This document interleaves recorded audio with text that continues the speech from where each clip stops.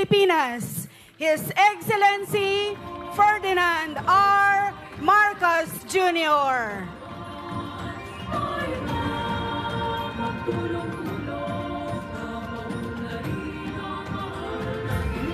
Ngayon po, ang ating mahal na Pangulo ay binibigyan ng project briefing sa pangunguna ni Representative Arthur F. Celeste. Kasama din po nila si Agrarian Reform, Conrado Estrella III at Governor Ramon Gico III at Representative Mark Cojuangco.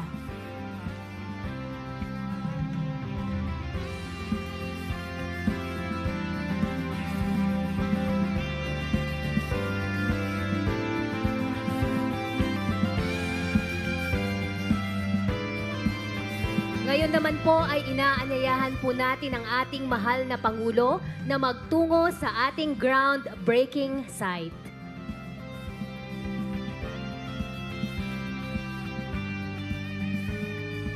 Mga kababayan, welcome to the groundbreaking of the Sky Garden Project by the Tourism Infrastructure and Enterprise Zone or TIEZA.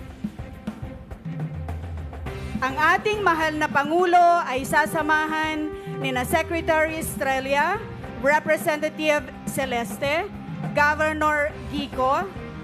Kasama din po nila ang mga kinatawan ng iba't ibang Stakeholders Association, Mr. Marlon Ranin at Mr. Claro Bacay, mga pinuno ng Motorboat Association, Ms. Barbie Bakungan, pinuno ng 100 Islands Street Food Vendors Association, Ms. Maria Nenita Abara, pinuno ng 100 Islands Tour Guide Association, at Ms. Mary Lou Jimenez, pinuno ng 100 Islands Hotel Operators Association.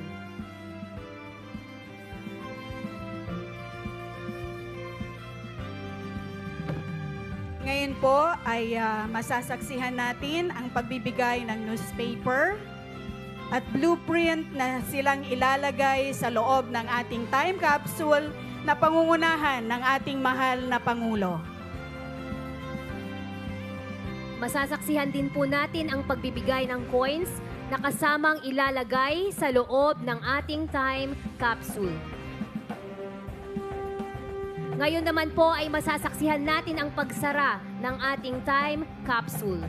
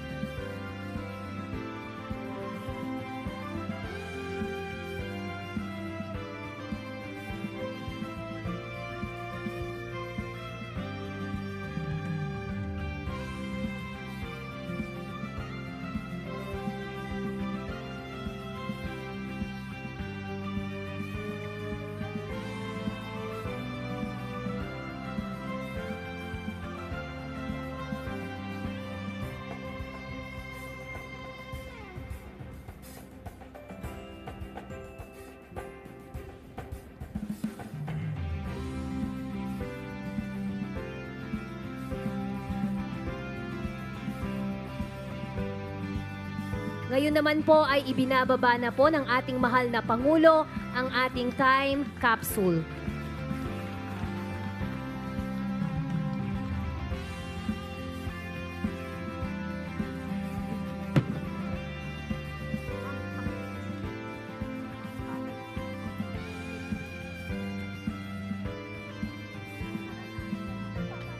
Ngayon po, ating nakikita ang pagbibigay ng mga pala sa ating mahal na Pangulo at kanyang mga kasama. Makikita po natin ngayon ang pagtatakip ng time capsule.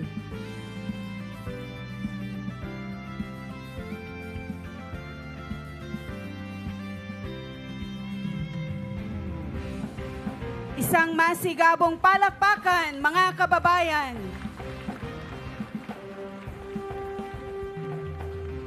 Ngayon po ay hinihiling po natin sa ating mahal na Pangulo at kanyang mga kasama na pakitanggal na po ang ating hats at pakibalik ang mga pala.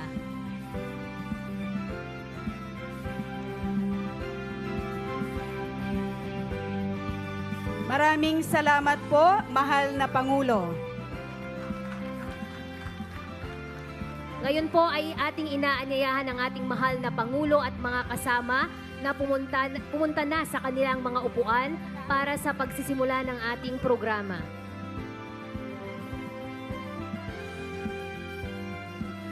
Muli, mga kababayan, ang Pangulo ng Republika ng Pilipinas, His Excellency Ferdinand R. Marcos Jr.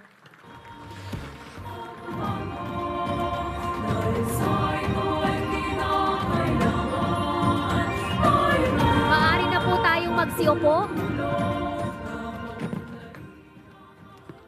Upang pasimulan ang ating programa, ating tawagin si 1st District Representative Arthur Celeste para sa kanyang pambungad na pagbati at upang magbigay na din ng overview ng Sky Garden Project.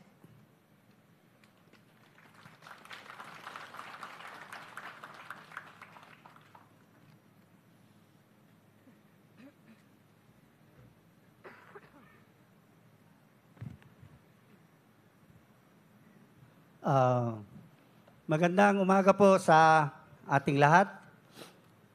Sa ating pinakamamahal na Pangulo, President Bongbong Marcos Jr., Sir. Secretary Conrad Estrella, Sir. Governor Monmon Gico, Congressman Mark Cujanco, sa ating mga stakeholders na nandito. Nandito yung mga presidente ng Motorboat Association, Marlon Ranin and Claro Bacay. Street Food Vendors Association, Barbie Bakungan.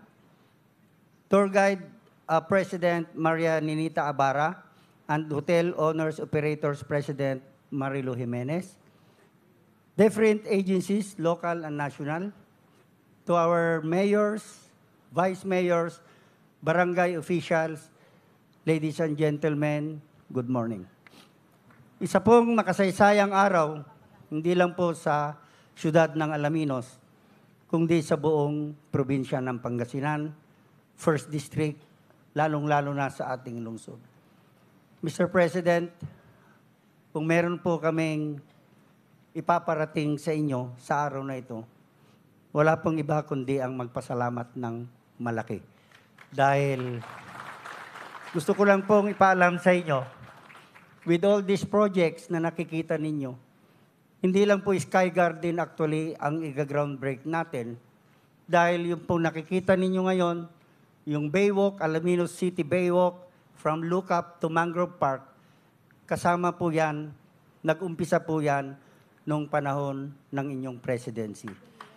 So hindi lang po ang Sky Garden, at gusto ko lang pong ipaalam din sa inyo, Mr. President, 9 years ago, ang tourist arrival ng 100 Islands is only 150,000 per year. Ang income po ng city is only about 5 million a year. But with all the developments na pinagtulong-tulungan po namin kasama ang probinsya, the national, especially the national government and the city of course, gusto ko lang pong ipaabot sa inyo that with all this development na nakikita natin, last year, ang siyudad ng Alaminos ay kumikita na po ng more than 40 million a year. And again, yung 150,000 tourist arrival 9 years ago, ngayon po every year, last year, mahigit kumulang 500,000 ang bisitang bumibisita po dito sa inyo. So kung meron pong pakinabang ang ating lungsod, ang ating probinsya, siguro po mas doble ang pakinabang ng ating mga stakeholders. Wala pa po ang income ng boat operators, souvenirs, vendors, hotels. So sa tingin ko naman po, yon ang pinakamalaking nakinabang sa mga proyektong dinala po ng ating gobyerno dito po sa 1st District ng Pangasinan. Alam po ninyo, Mr. President, pangarap po namin ito na mapalakas ang tourism sa aming distrito.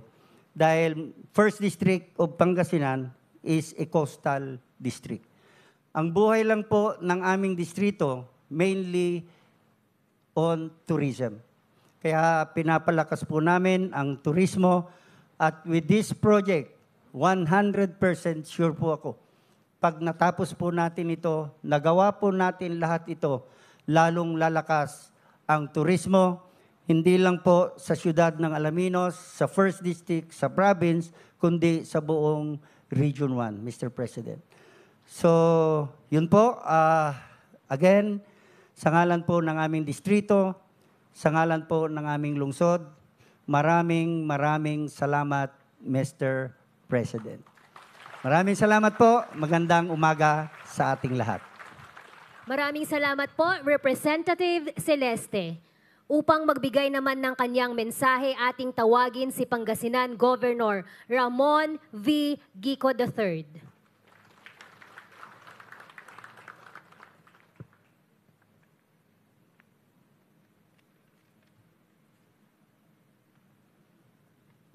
Sa ating mahal na Pangulo ng Republika ng Pilipinas, Ginoong Ferdinand Marcos Jr., at sa lahat ng mga panauhin, isang mapagpalang araw po sa ating lahat. Una po, nais kong batiin ang bumubuo ng proyektong pagpapatayo ng Sky Garden dito sa mahal nating lungsod ng Alaminos. Ang pagpapatayo ng Sky Garden na ito ay hindi lamang isang simpleng proyekto, kundi isang simbolo ng isa na namang matagumpay na pamumuno sa ating lungsod, kasama rin ang TIEZA. Hindi lamang ito nangangahulugan ng karagdagang tanawin para sa ating mga kababayan, kundi magpapakita rin po ito ng ating pagmamahal sa kalikasan at ng ating pagpapahalaga sa likas na yaman ng ating lalawigan.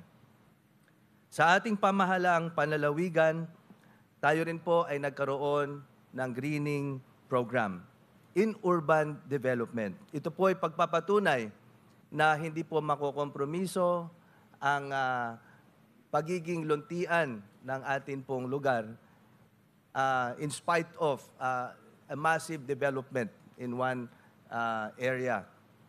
Kaya po, patuloy po nating paigtingin ang mga ganitong uri ng proyekto upang makamit natin ang mas maganda at mas luntiang kapaligiran, kung saan isinaalang-alang po natin ang ating kalikasan. Muli, taus-pusong pagbati ng pagpupugay sa inyong lahat. Maraming pong salamat, mahal nating Presidente, at ang liderato po ng lugar na ito ng ating lalawigan ng Pangasinan. Mabuhay ang Alaminos, mabuhay ang Pangasinan, at mabuhay ang bagong Pilipinas. Maraming salamat po, Governor Gico. Ngayon naman po, upang ipakilala ang ating panauhing pandangal, tinatawagan po natin si Agrarian Reform Secretary Conrado Estrella III.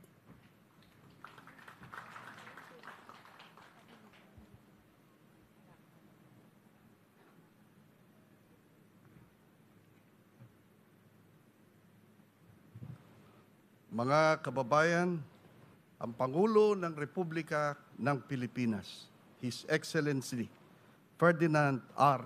Marcos Jr.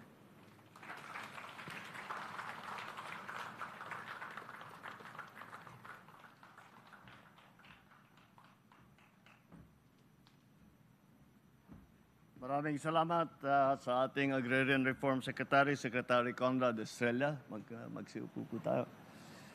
The First District Representative of Pangasinan, Congressman Art Celeste, and other members of the House of Representatives. Mark Cojuangco is also here. Of course, Pangasinan Governor, Governor Ramon Guico, my fellow workers in government, and to the beneficiaries, the stakeholders who we met earlier. Yung mga stakeholder dito, para sa mapapakinabangan itong ating project na hindi lamang kagaya ng ipaliwanag ni Congressman, hindi lamang itong Sky Garden, kung hindi it is marami pa tayong idadagdag na ng mga proyekto para yung bumisita sa Alaminos na 500,000, paabuti na natin ng 1 milyon yan bago tayo matapos para naman gumanda ang ekonomiya, hindi lamang Alaminos, hindi lamang sa distrito, kundi sa buong probinsya. Kasama na rin dyan ang lahat ng mga probinsya na malapit sa inyo, baka hanggang dun sa amin, maramdaman pa namin yung epekto nito. So, naibag nga daw kada kayo aming kailian mi, tuwing mainit na tag-araw, ang unang naiisip ng tao ay magpunta sa beach, magpalamig, mag-swimming, mamasyal sa 100 Islands. Nagdidebate pa kami kung ilan ba talaga yung 100 Islands. Ang sabi ni Congressman, 123. I remember my father coming in here. Bakit 100 islands yan? Dahil ang bilang hindi nagkakasundo kung ano yung bilang. May nagsasabi, wala pang 100. May nagsasabi naman, 120. Kaya tama-tama yan. Gawin natin adventure para sa ating mga turista. Silang magbilang. Mga simpleng alaala na tag-araw na tumatak sa bawat pamilyang Pilipino. Kilala ang Pangasinan pagdating sa pasyalan, turismo, pagkain, gaya ng Alaminos longganisa, bangus, puto, tupig at bagoong isda. Higit sa lahat, sa bait at sipag ng inyong mga taga-Pangasinan. Ngunit tunay na pinabibilib ako ng Pangasinan kasi hindi kayo nakontento sa likas na yaman at pinagbuti pa ninyo ito. Ang 100 Islands ay naging national park, ang kauna-unahang national park sa ating bansa. Noong 2022, pumangalawas ang Pangasinan sa top destination sa bansa na nagtala ng pinakamaraming lokal na turista. Ang halos 1 milyong lokal at dayuhang turista na bumisito sa inyo nung nakarang taon ay magpapatunay sa ganda ng inyong lalawigan. Kilala rin kayo sa galing at ganda ng inyong mga tourism souvenir, sa sports tourism, sa beach games, hosting ng mga event. Patunay na ang talento at siyempre sa charm ng mga taga-Pangasinan. Noong isang taon, itinanghal na ang Pangasinan na Best Province in Local Tourism sa ginanap na 2024 Region 1 Tourism Summit. At ngayong namang araw, ating tutunghayan ang isa namang kaabang-abang na proyekto dito sa inyong lalawigan, itong ating sisimulan na Sky Garden. Bunga ang Sky Garden sa pagtutulungan ng pamahalaang lungsod ng Alaminos, ng Tourism Infrastructure and Enterprise Zone Authority o yung CHESA at ang Department of Tourism. Isang kagandahan ng Sky Garden ay pangbuong pamilya ito. Kami na tinatawag na Gen Z, pwedeng mag-vlog at mag-my day dito. Para naman sa mga magulang at mga senior natin, gaya ni Secretary Conrad, nandyan ang elevated garden. Pero kailangan hindi sila mahirapan umakyat para ma-enjoy nila ang mga garden na ito. Kaya sa CHESA, tulungan ninyo po ang pamahalaan lungsod ng Alaminos upang mapabilis at maisaayos ang pagtatayo nito. Kailangan senior-friendly. Lagi kitang, Conrad, lagi kitang inaalala kasi alam ko, nanlalambot niyo minsan yung tuhod mo. Hangarin natin na maghatid ang Sky Garden ng sigla at magbigay daan para sa mas maraming bisita at trabaho para sa mga taga rito. Napakahalaga ng turismo sa kaunlaran ng mga kanayunan. Nasusuportahan nito ang ating mga magsasaka, ating mangingisda, na mga nagtitinda ng pasalubong, kasama ang mga otel, ang transportasyon. Ang panawagan ko lang po sa ating mga kasama sa pamahalaan, sa kapulisan at sa mga lokal na pamahalaan, atin tiyakin na ligtas at maayos ang lagay ng ating mga manlalakbay. sa daan, sa hotel, sa restaurant, o kung saan man sila tutungo. Bilang turista, napakahalaga na maayos ang mga rest area. Kaya ang DOT at saka ang TIEZA ay gumagawa ng mga tourist rest area para komportable naman ang mga naglalakbay. Dito, mayroong malinis na restroom. May information center, may ATM, may pasalubong center. 10 na po ang naipagawa ng DOT at may ginagawa pa sila, mga tourist rest area sa Lingayen, Pangasinan. Kasabay nito, ginagawa na rin natin ang mga Tarem Santa Cruz Road. Kapag natapos na ito, mas bibilis pa ang biyahe papunta at pabalik mula Pangasinan hanggang sa Zambales. Dagdag pa rito ang Tarlac Pangasinan La Union Expressway Extension at Dagupan Mangaldan Calasiao Circumferential Road Project. Layo ng mga proyektong ito na gawing madali, mabilis at ligtas ang biyahe papunta sa mga pasyalan sa Pangasinan. Bawas puyat, bawas pagod, bawas gastos. Mas makakapag-enjoy na kasama ang inyong mga pamilya. Ngunit, kasabay ng pag-unlad, ingatan at paunlarin natin ang ating kalikasan. Huwag nating itong pabayaan upang maipapamana natin ito sa mga susunod na henerasyon. Kapag inuuna natin ang kapakanan ng isa't isa, nakakabuo tayo ng kinabukasang ligtas at maunlad para sa ating mga Pilipino. Ika nga ng mga kahenerasyon ko, para tayo ay maging successful. Sa bagong Pilipinas, sama-sama tayong manindigan para sa bayan at para sa isang kinabukasang marangal, matatag at makatarungan. Maraming salamat. Mabuhay ang Pangasinan, mabuhay ang Alaminos, mabuhay ang bagong Pilipinas. Maraming salamat po, mahal na Pangulo.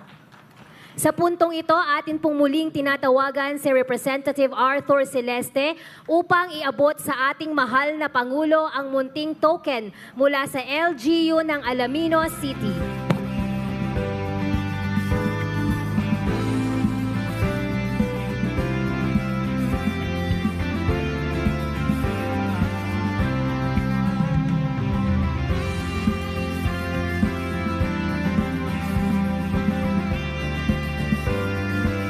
Hinihiling naman po natin sa ating mahal na Pangulo sa puntong ito na manatili sa entablado para sa isang photo opportunity.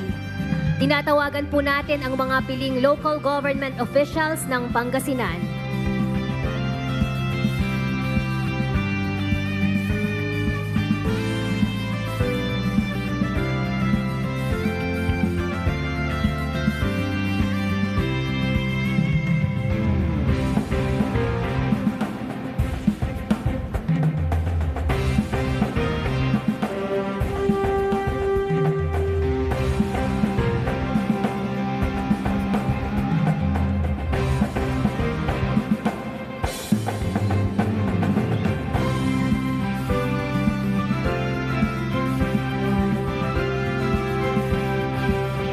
Maraming salamat po. Maari na po tayong bumaba ng stage.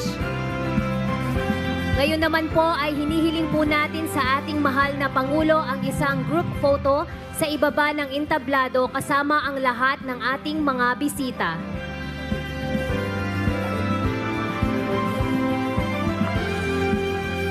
Hinihiling po natin sa ating mga bisita na magsitayo at samahan ang ating mahal na Pangulo.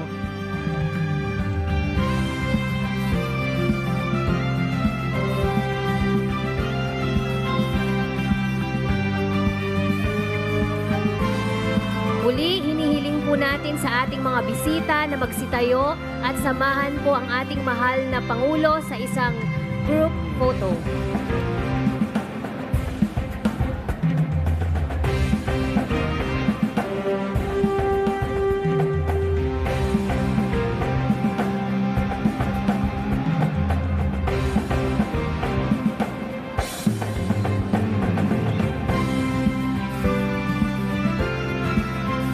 Ready? At the count